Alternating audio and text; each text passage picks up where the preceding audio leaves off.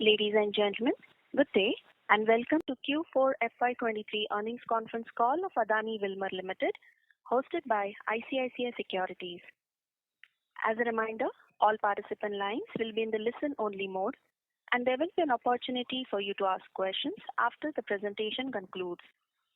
Should you need assistance during the conference call, please signal an operator by pressing star then 0 on your touchtone phone.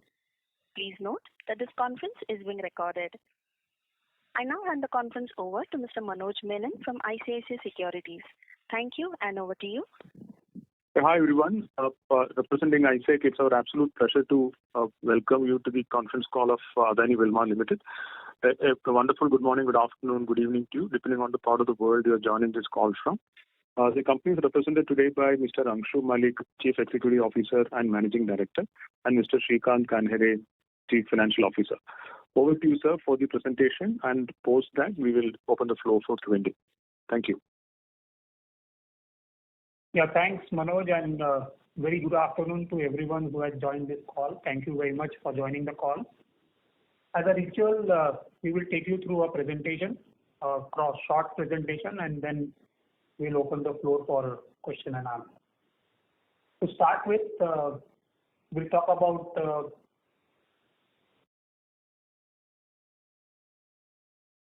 macro context.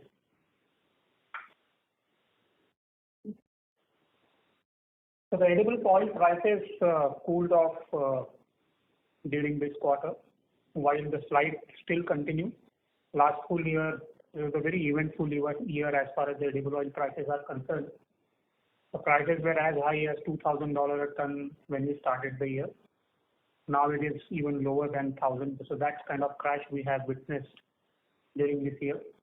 Wheat prices also started going up and down, and finally after government intervention, the prices came down and have been stabilized.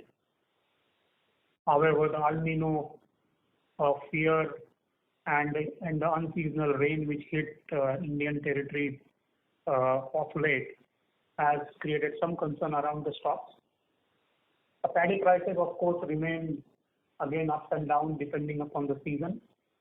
Food inflation, which is one of the most talked about number during last whole year, cooled down from 8.6% in September 22 to now below 5%. That is something which is a good news for the companies like us, where the inflation goes down, the demand picks up, and that's where we have an opportunity to pick up our business. Coming to the result highlights, it's a mixed bag, rather I would say, for the full year as well as for the quarter. On volume front, for the quarter we grew by close to 15-16%, which is good. However, the revenue went down by 7%, is more of a price correction impact, due to which the revenue came down. When we look at yearly volumes, we grew by 14%, the double-digit growth, fueled by food segment. So that's something which is encouraging for us. Revenue went down by 8%, and again more of a price impact. So when we look at a quarter number on a gross profit, EBITDA and PBT, we have actually got impacted on the margins primarily because of the 5 basic reasons. The reason number 1 is that the TRQ disparity which continued for us in this quarter as well. So while we actually had finished our TRQ quota, the competition was still having it, and they were importing the oil without any duty, whereas for us the oil import was with duty. However, we took a conscious call not to increase the prices and keep selling at a market prices, just to ensure that our market share is intact. That impacted our margins at a gross profit level. Second, of course, in the quarter, the commodity prices slide continued, and therefore, as we witnessed in quarter 2 this year, at every level we had some high price inventory which had to be sold in the market at a lower price, impacted us.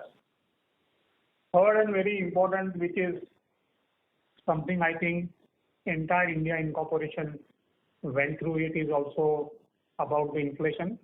Inflation kept impacting our operating costs. Last and not the least is of course the finance cost. We all have seen the rate hiking cycle, which was last year, unprecedented rate hikes at US, unprecedented rate hikes at most of the countries where the central bank raised the rates to contain the inflation. So that also costed us because the interest cost went up, which could not be fully passed on to the consumer because the rate hike was quite significant. And of course, our Bangladesh subsidiary didn't do well this year. They incurred loss because of the situation in the country, which is right now going on. It is still going on. In fact, as far as the currency situation concerned, non-availability of counterparty to hedge the REX position, and of course, too much of government intervention in controlling the prices. All these factors actually impacted very adversely on our Q4 bottom line. But having said that, these kind of risks are not something which will be there quarter after quarter. I think these risks come and go. The only encouraging thing and for us good thing is that volumes are growing, and therefore our coming quarters we are quite optimistic given the fact that demand is also picking up. Going to the FY23 full year number, more or less similar. But however, when we look at the full year, and as I said earlier, our Q2 and Q4 got impacted more due to commodity volatility rather than Q1 and 3. And therefore, when you look at the full year number, the impact on margin is not as high as we actually experienced in Q2 and Q4. So overall PAT down by 28%, again, similar reasons which I explained in the earlier slide. But as we go forward, I think the things look good. On a business-wise numbers, as I said, we grew by 15% on volume, though the revenues went down by 7%. Food segment, which is one of the priority segments for the company, in the Q4 grew by 38% on volume and 53% on the value. So practically in last 2 years, we have doubled our food business. Similarly, industry essential grew by 55% on the volumes. Edible oil remained flat because of the demand not picking up from the institutional and frying and bakery segment, while consumer pack and the packed oil kept growing at a high single digit. For the full year, again, food story remains same, growing at 39% and 55% on volume and value. Edible oil remained at 3% and 2% on volume and value. On segment, we had most of our drop in our margins coming in from the edible oil, and of course, because the edible oil being a significant contributor to our top line as well as bottom line, and of course, the volatility was very high as far as edible oil is concerned. This is the segment which got impacted very much, whether it is quarter or whether it is full year. But as I said earlier, since the prices have been now cooled off, stabilized, from here onward, we don't see the volatility hitting our profitability numbers. So these are the few key highlights. I will certainly not read into everything. I'll just highlight a couple of them, that our food business now is close to 4,000 crore, which we were saying since last year, since we went into the IPO. And I think, as we said earlier, it is doubling every 2 years, and therefore we are quite optimistic. Within the food, wheat flour and rice are individually now 1,000 crore business. Our oleochemical is growing by more than 20%. And so these are a couple of highlights which are there. I think I'll not go through each and every one. So can you go to the next slide? On the macro context, I think Q4, so these are the basic reasons which I spelled out earlier. What are the reasons which impacted our margins?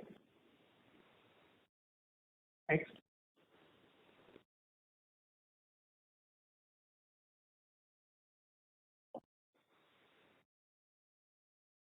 On the business update, we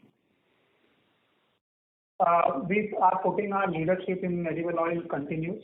So we are number 1 player in soybean, number 2 player in palm, number 1 player in mustard oil.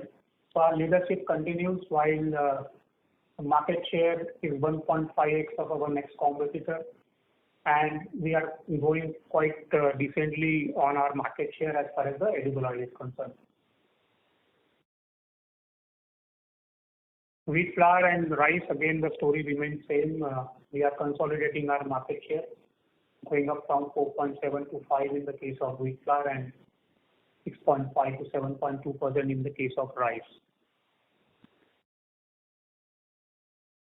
Now I will in fact stop here without dwelling much on the presentation. It is already there. It's uploaded on the NSE site also, which talks about a lot of other things which I don't think needs to be explained, at least on this call, because most of you who are attending this call has fair understanding about the company, fair understanding about the company's business and the segment. In fact, I would now request Manoj to open the floor for question and answers. Myself and Mr. Malik are here. We will try to answer as much as possible. And let's go ahead with the question and answer. Thank you very much. We will now begin the question and answer session. Anyone who wishes to ask a question may press star and 1 on their touchtone telephone. If you wish to remove yourself from the question queue, you may press star and 2. Participants are requested to use handsets while asking a question. Ladies and gentlemen, we will wait for a moment while the question queue assembles.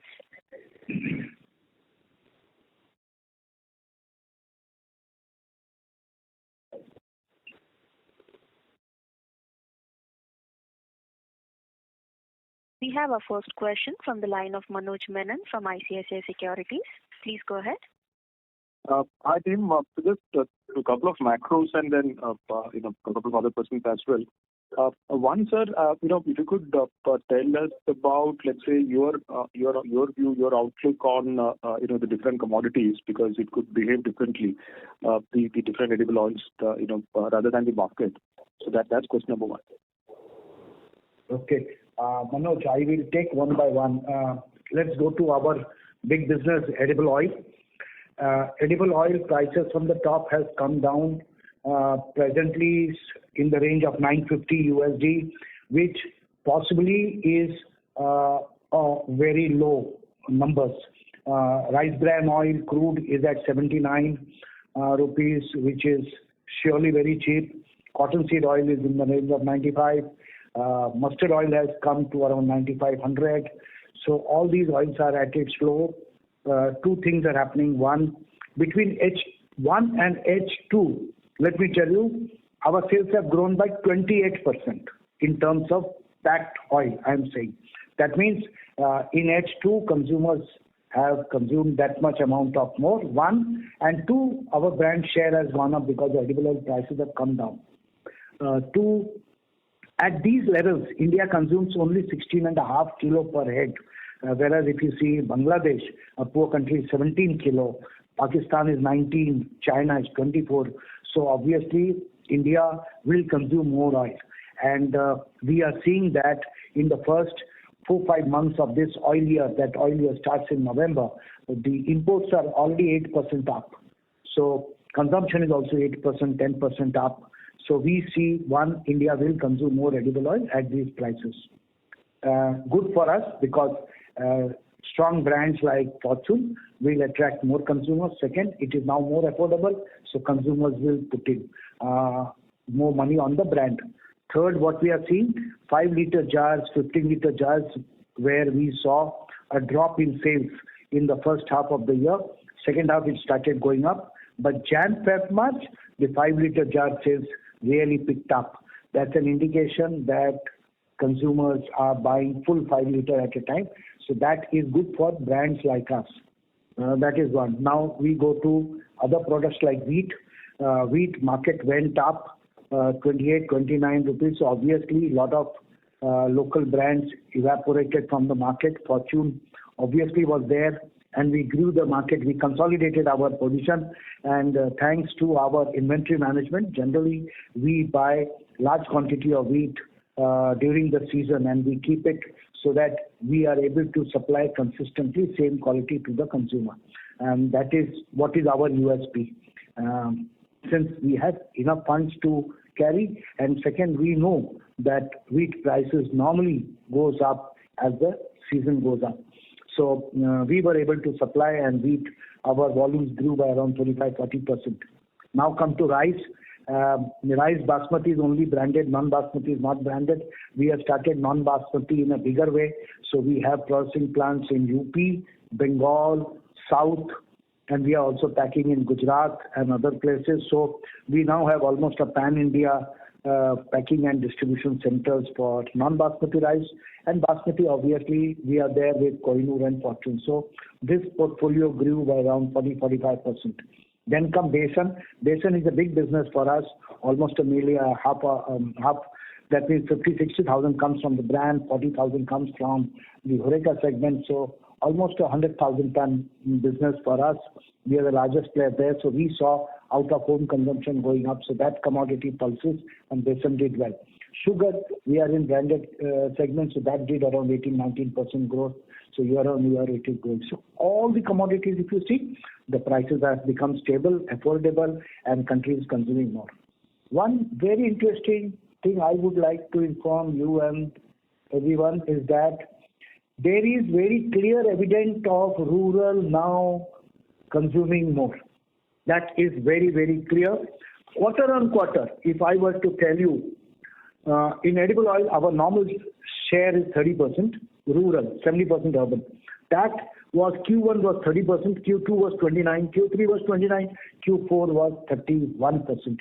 It went up. And in foods, it was 29% in Q1, then 30%, and Q4 was 34%. So both food and oil showed much better volume growth in rural markets. So that is good for us that brands are getting considered. So this is important, Manoj. And the third part of all this commodity is how are you selling? So alternate channel has become very important. E-commerce, let me tell you, is becoming very, very important for grocery. Alternate channel in edible oil has grown from 10% to 12% in 1 year. But in case of food, it has grown from 15% to 23%. And today, food gives us 23% business from alternate channel. But this is at India level. But if you go at some towns like Gurgaon, Pune, Bangalore, all these places, it is almost 60% of the business coming from e-commerce. And our brands obviously does well in these things. This is what I wanted to say. Super. Thank you, sir. Just a lot of my follow-ups also. Just one aspect in terms of the volatility which you have seen. Does it also create acquisition opportunities for you? Are you finding such opportunities in the market currently? See, when the market goes up, commodity goes up, strong brands like us can grow the volume, but after a point we can't increase the price when the commodity goes up very much, like what has happened. But when it comes down, we don't reduce it at the same level. And the consumers are comfortable. Say in today's situation, consumers are comfortable buying our product, although if we have not corrected it downwards to that level. So when commodity comes down, strong brands like us will surely gain. No, sir, my question was, does this volatility also mean industry consolidation, and accelerated market share gains for you? There has been a situation where many of the brands were not available when the market went up to $2,000 because they could not cover and they had no stock. So then they returned back when the market becomes normal. But surely there is an opportunity to consolidate. Sure. Thank you. Thank you. A reminder to participants to press star and 1 to ask a question. We have a question from the line of Latika Chopra from JP Morgan. Please go ahead. Yeah, hi. Thanks for the opportunity. A couple of questions. First was on edible oils. You closed the year with 3.4 million tons of volumes. As you look forward to FY24, and you did mention some pressures on the B2B side of the business. How should one think about, full year volume growth? Would it be in the mid-single digit range, picking up from 3% levels that you clocked for FY23? And the second part on edible oils is on realizations. Your Q4 average realizations were almost 10% below the full year realizations. So does it mean that assuming prices kind of stay at Q4 levels, and I know mix might keep changing, for FY24 we are looking at a high single digit decline in realization year to year? How should one think about that? Thank you. I will answer your first one first, that on 3% growth. See, overall edible oil growth for AWL has been 3% on volume. But when you look at packed edible oil business, it grew by 8%. Our B2B business was impacted mainly from the frying industry, namkeen industry. These industries had difficult time because with raw material prices going up, their 5 rupees, 10 rupees snacks did not do well because they did not have margin and many people were not able to sell. So we found that these small frying companies who handles namkeen basically and potato wafers, they were impacted and they buy our oil. So that is one. But brand share, packed oil grew at 8%, which is surely more than what Nielsen has given. Going forward, we are confident that we will continue to grow at more than 8%, it looks like, because India is consuming more. And since India is consuming more, we are confident that it will grow more. As far as B2B is concerned, B2B is now coming back. Out-of-home consumption has started. Frying industry, baking industry started doing well. Rural market is doing well. It is very important for rural to do well for this type of industry because rural consumes big amount of biscuits, confectionaries and namkeen. And when the people go out of home, they buy more of these products. So it is very important and we see a good opportunity. So I think overall, India will consume more edible oil for sure. And Adani Wilmar will also grow at more than India's levels. And as far as the realization is concerned, yeah, I think Latika, so as we said, the prices have already cooled off and settled. We also don't think that there would be now any bullishness that might come in the edible oil prices. However, having said that, you never know because the kind of world we are setting today, you really don't know what is coming up tomorrow. But assuming that there won't be too much of price rise in edible oil prices, I think the realizations should moderate by close to 15% as compared to the last year. That's helpful. Thank you. And when you think about, I don't think margins probably is the right way to look at it. But if you're looking at EBIT per metric ton or EBIT per metric ton, how should one think about that? There will be, there is a price deflation, but volumes will go up. But it seems like even if volumes go up high single digit and, there is a double digit price deflation, are we saying that overall revenues for edible oils in FY24 could look lower? But at the same time, your EBIT per metric ton could improve. And I was just thinking about the other costs, operational costs, etc., which you mentioned, have been inflationary in nature. How how are you thinking about that?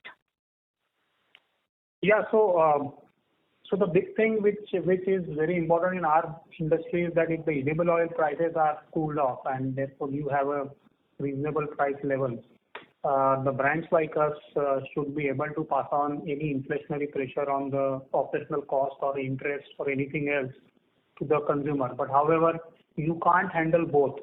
On one hand, you have a high edible oil prices, and on other hand, you also have a inflationary pressure on your cost. So what we are very optimistic about that as we go forward in next year, since prices are stabilized at a level where we were actually pre-COVID. So we should be able to consolidate our margins on EBITDA level per ton as far as the edible oil is concerned. Okay, so because there was huge volatility in Q3 in FY23 among quarters, right? Q2 and Q4 were quite low. So should we then take the reference more as, where we have numbers on, FY22, FY21, which were like 3,000, 3,500 rupees per metric ton kind of an EBIT on full year? Can we reach those levels? Is there some confidence? Yeah. So I can only say you that we can certainly look at the levels which we were at in FY22, given the fact that now edible prices have stabilized. So we should be able to achieve those levels which we actually demonstrated in FY22. And, the second question I had was on food business where you've done really well, 38-40% kind of growth. Is that kind of momentum of 30 to 40% be still maintained over over a base that you were able to clock in FY23? Is there a reasonable confidence in terms of capacity build up and revenue potential? I think the food business, we are very bullish because honestly only 12% is branded in atta. How much we can grow is something that I think we can surely push. Why not? This 12% is very low figure. The country can surely consume 25% branded atta, and it is possible. So we have our new capacities are coming up. We have put bundi 500 tons per day. We are going ahead with another 3 such capacities in near future for 500 tons each, atta, maida. So we are taking some units on toll and all that. We are ramping up our capacity. We are increasing distribution reach for atta, maida. That is one. 2, rice business, we see a great opportunity to grow. So we are pushing that. All the food segment, we are very bullish, honestly, and we are investing also heavily. Our 3 new dal projects are coming up, which should be ready by year end, which are all 240 tons per day chana dal. So I think we will be the largest chana dal player in the country after 1 year. So entire dal that we will get, we will sell that to the institutions, to the horeca and to consumers, plus make besan out of it. So all this put together, we are putting a lot of money on capex in food business. And, I know you've always maintained that, revenue growth is prioritized, over margins in this segment, but you've done decent with, overall year ending at almost 2.5% EBIT margins, which actually were better than edible oils for this business. So you should, would the mix and the scale leverage keep pushing up these margins for food business going forward, or the level of investments that you're making could be a little bit of a drag? So you're absolutely right, Latika. So food this year was actually delivered better on top line as well as bottom line. But as we said, and we were maintaining this since beginning, that we are driving food at a EBITDA zero level, just to ensure that we reach to a respectable level of 25-30% of food coming in the overall scheme of the things. But having said that, as we go forward in the next year, we will have some capacity additions coming in, and therefore the depreciation cost and other costs will be adding it up. However, the performance on the bottom line, I think we should be able to continue the way we have been able to deliver. We are ahead of, in fact, delivering on the food bottom line than what we had said earlier. But I think next year going forward, I think this performance should continue. All right. And just one bit on industry essentials, you had 1.2, kind of million metric tons of volumes, which is like a 34% volume growth because you added more capacity. What are the plans for FY24? Do we see, full impact of capacity addition still playing out in next few quarters? Yeah. So the capacity which we added for oleo is still not been fully utilized. So therefore, you may see more volumes coming in industry essential. But let me also tell you that industry essential volumes are also consist of a couple of traded commodities such as rapeseed meal and other meals. So if that gets added, it may continue to grow. But this 34% majorly came from the DOC rather than coming in from oleo. So to answer your question, the oleo capacity will play full when we go forward in the next year. And in terms of realizations here, again there is a fair bit of volatility, but is the average that we've seen over the last 2-3 quarters a fair way to look at average realizations here? Like the Q4 levels that we have, because this was included the. Yeah, absolutely right. So Q4 levels are kind of now levels which you can expect as we go forward. So like for edible oil, you said like almost 15% deflation for FY24. This will be a lot lower, right? Or this should be more or less similar to what we have seen, because at the end of the day, oleo is an extension of what we do in a farm refining. Okay, and my last question was on capex, planned capex for FY24, and if you have any visibility on FY25 also, if you could share. Thank you. So all our capex which we had envisaged in IPO are running on time. The biggest complex which is at Gohana, we already started working on that. So out of the total capex outlay of close to 1900 crore which we had kept in IPO proceeds, we have already spent close to 400 crore, and another 400 crores of commitment has already been issued. So close to 50% of capex already committed. As per the plan, most of the capacity should get delivered by end of FY24, except for the fact that the Gohana, which is the biggest one, will get delivered only in FY25. So basically, all the capex which we are doing it now, the real impact on the bottom line and the top line both, we should start seeing from FY25 and FY26. Got it. Thank you so much. Thank you. Ladies and gentlemen, to ask a question, please press star and 1 on your phone. We have our next question from the line of Varun Singh from ICICI Securities. Please go ahead. Yeah, thanks for the opportunity, sir. 2 questions from my side. First is on the high inventory cost base that we discussed in the results. So can we now fairly assume that the impact of all the high cost inventory is already taken, and from here onwards we can expect improvement in margins, etc.?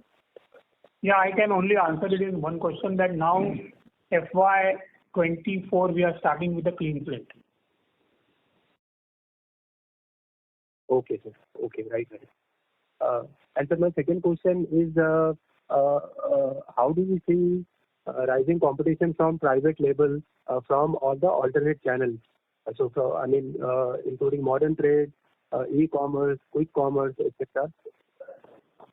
See, product-wise, the competition is different. Take edible oil, the first one. It's a big volume business. General trade is 90% and 10% is alternate channels. So, and in alternate channel, private label shares are much smaller. It's not more than 10-12%.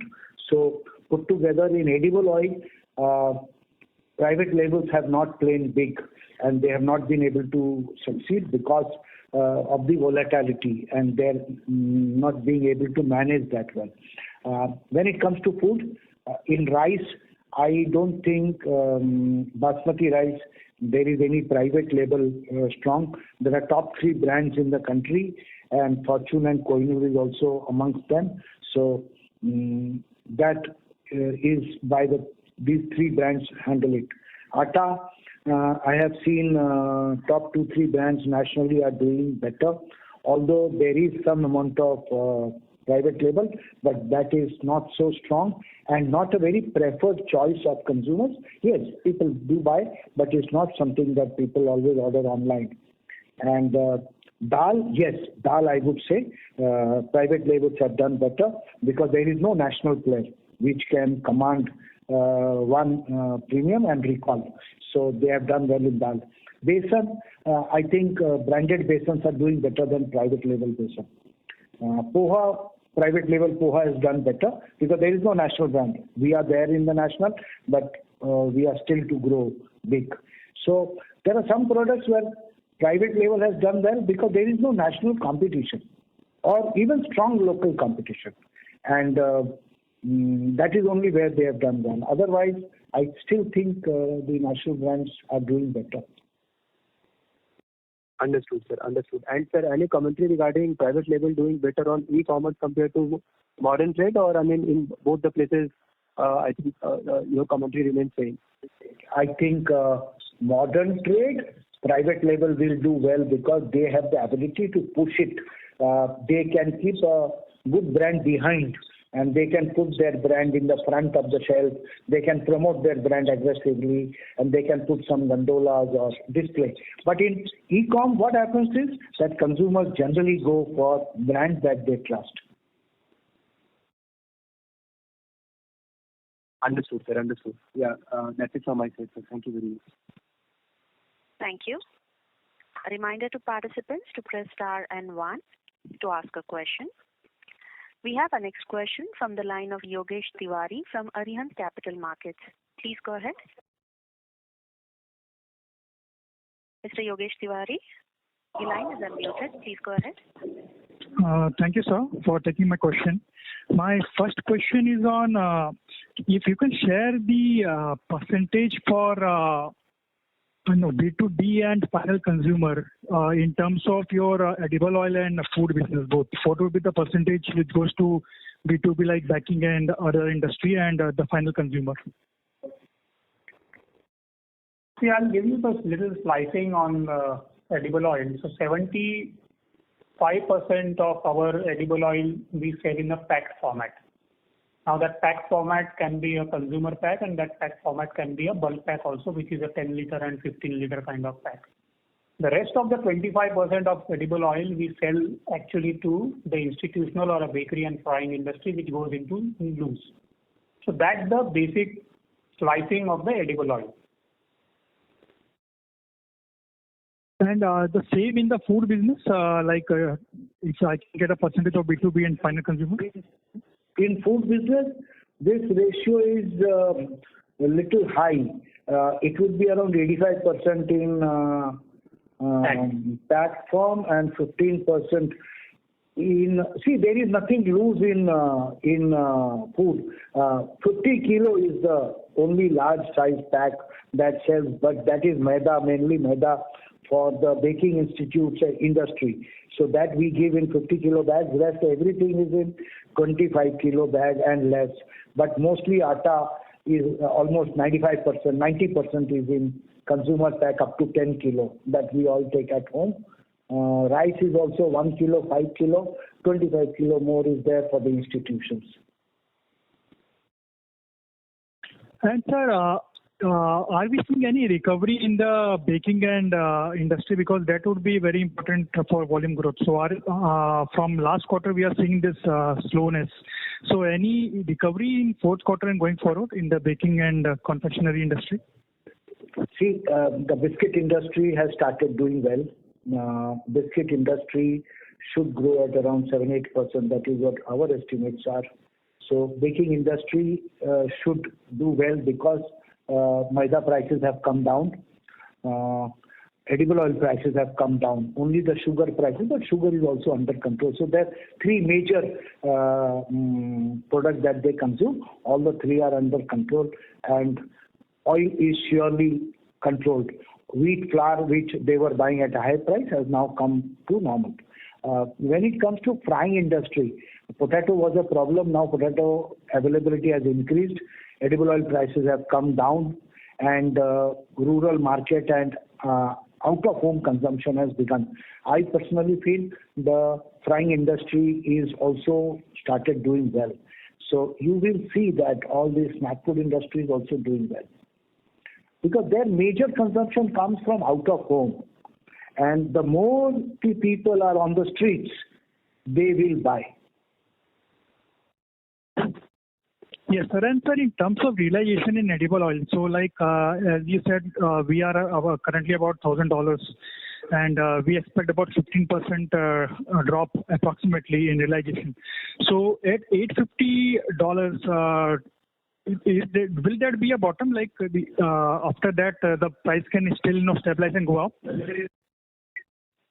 No, sorry. So when I was answering to the question raised by Latika, when I said 15% moderation in the sales realization, that is I am referring to the last full year average of the realization versus the realization that we expect as we go forward in the next year. I was not referring to the commodity prices correcting from 1,000 to 850.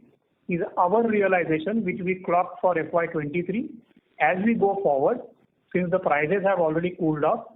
So the realization per ton as compared to the last year may be 15% lower than. That is what my comment was. Sure, sir. And sir, in terms of rural consumption, as you told that it is growing faster than urban. So any multiplier we can use to understand that? So like how much more is the rural growing more than urban in terms of edible oil? See, normally when we say rural is doing well or not well, statistically it should be proved. I have earlier also, when somebody asked me, I told them in January that we could sense some improvement in rural demand. So as I said, you see, quarter one was 30%, 29% Q2, Q3 29%, Q4 31%. That means 31% of our edible oil, packed oil, was sold in rural market. This has increased from 29% to 31%. That is overall, if you see, 2% increase in share. And that is not small when you look at almost 25 lakh tons packed oil that we sell. So you can understand that 2% shift is a significant quantity that is shifting to rural, and that is what will bring rural demand. But more heartening to see is your packed staples. Can you believe that 45% of our basin, half kilo pack, sale comes from rural market? UP, Bihar, Orissa, Jharkhand, Maharashtra. These are the markets where our basin is selling half kilo in Fortune basin in consumer pack. Now that is what is it. 25% sugar, branded sugar, Fortune sugar is selling in rural market. Almost 30% atta is selling in rural market. So overall food basket is 34%, which is, I would say, very significant if you look at the packed branded Fortune atta or sugar always selling there. So that's an indication of improvement in rural market. And sir, finally, the growth which we are seeing in foods, that would be more driven by branded. Like, what would be the contribution of branded and unbranded in the food business in terms of revenue? So in terms of revenue, as I said earlier also, more than 72% of our revenue come from the branded segment and 28% is the institutional one. When we talk about the growth, I think growth is across, including the brand. So within the edible oil, as Mr. Malik said earlier, we should be able to showcase a high single-digit growth, whereas the food should continue to grow the way we are growing today, because last year we clocked 39-40%, and therefore the target is always to double the volumes in 2 years, which we have been able to showcase. On the institutional side, the oleo and castor keep growing at a double digit. So most of the growth ideally should be coming in from the brand and not from the institutional. Thank you, sir. That's all from my side. Thank you. Thank you. We have our next question from the line of Akshay Krishnan from ICICI Securities. Please go ahead.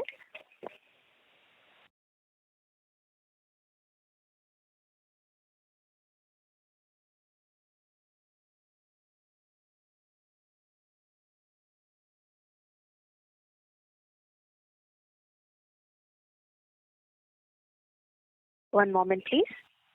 We have our next question from the line of Akshay Krishnan from ICICI Securities. Please go ahead.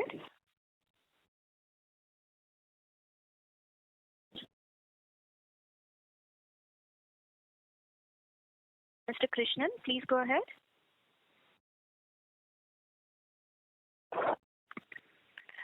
Mr. Akshay Krishnan, you're unmuted. Please go ahead.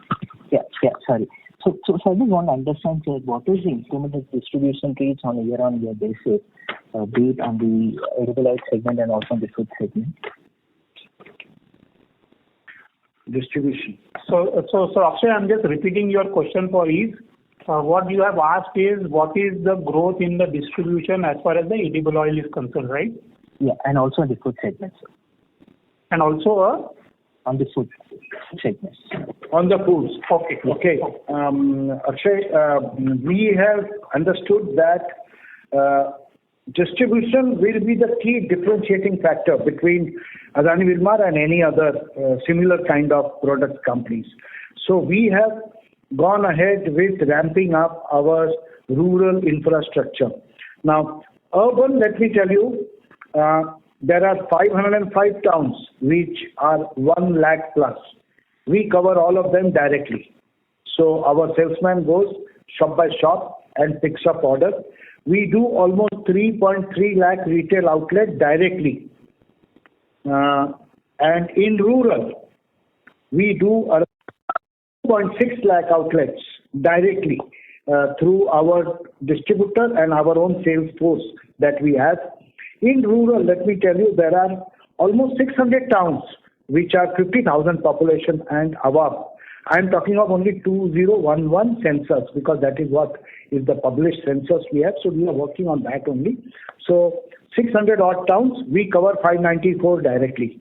The rest is covered indirectly, but that also 6-7 left, which we will do this year. After that, we have increased town coverage from 5,200 towns last year to 13,600 towns this year. That means any town which you see 20,000 plus, we are trying to go and directly put a distributor and cover the retailers there. Like that, today direct coverage is 5.9 lakh outlets. Indirect coverage is around 1.65 million outlets. Still, this is only 40% of the universe. So we have a bigger universe to cover.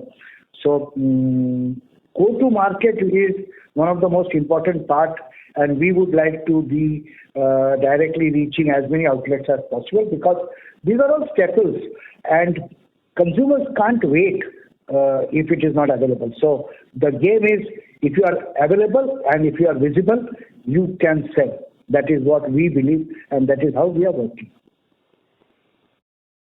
Got it, sir. Very helpful. Thanks. Thank you. Ladies and gentlemen, that was the last question for today. I now hand the conference over to management for closing comments. Over to you, sir. Yeah, thanks. I again extend thanks to all the participants who participated in this call and asked the questions. We encourage you all to go through our presentation which has been uploaded on the site and please connect with us for any further questions. Thank you very much again for joining the call. Thanks. Thank you. Thank you all for attending, and I hope we have been able to answer most of your issues. Still, we are always available, and we can answer to each of your questions if there are any. Overall, India is bullish. India is going to consume more, and we are in the center of the plate. So I think Adani Wilmar should do well. Thank you, sir. On behalf of ICICI Securities, that concludes this conference. Thank you for joining us, and you may now disconnect your lines.